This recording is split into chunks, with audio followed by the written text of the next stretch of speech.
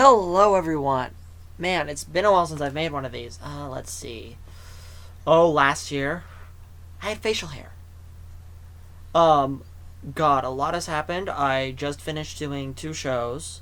Actually, since Comedy of Errors, which is when I had the facial hair, I have been in. I've done directed 2 shows. I was in Cabaret, and I just wrapped up doing Midsummer Night's Dream, which I may or may not be putting on my channel at some point, but that would be private because for people to see. Any case, so that's what's been happening in a nutshell, short form. I am planning on making videos on this channel again once I figure out how to do things the way I want, get them done the way I want them to. But here's the key things.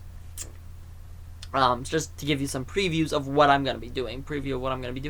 I'm going to do a series on Shakespeare. Analyzing it. Not the top 10 videos or stuff like that. I'm actually going to sit down with a play, and I'm going to look it over, and I'm going to read through it, and I'm going to come up with talking points, which I will analyze. And often these talking points will be set. Oftentimes I'll be discussing characters and doing a lot of character analysis. Part of it will be, this is for my own growth as an actor, and part of it is just so you guys get a little see of my personal process. I'm not going to be doing it with my next show, which is Lion, the Witch, and the Wardrobe, partially because I'm doing what I would call my character actor process. One of 2 character processes. There is what I call the children's theater character process, which is when you take a script, Lion, Witch, and the Wardrobe, for instance, and you read it through. Always read through your script. He says it's turning into a bit of a lecture, but yeah, I always read through my script.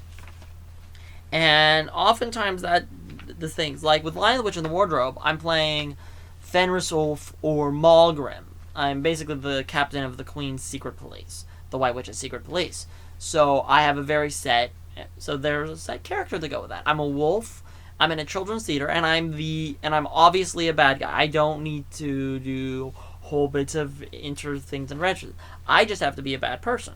So what is going to happen with Fenris is he's going to begin to speak in a bit more of a gravelly tone, and he will constantly sound like he is roaring or growling as he talks, and it will sound very menacing when he is speaking, as opposed to, say, my normal spoke, or maybe a Mr. Tumnus-like character, where I would be stuttering and stammering. It's much more of a character role than, say, Lysander, who I had to spend a lot of time analyzing and figuring out, and I'll actually be talking a bit about what I did with Lysander in future videos.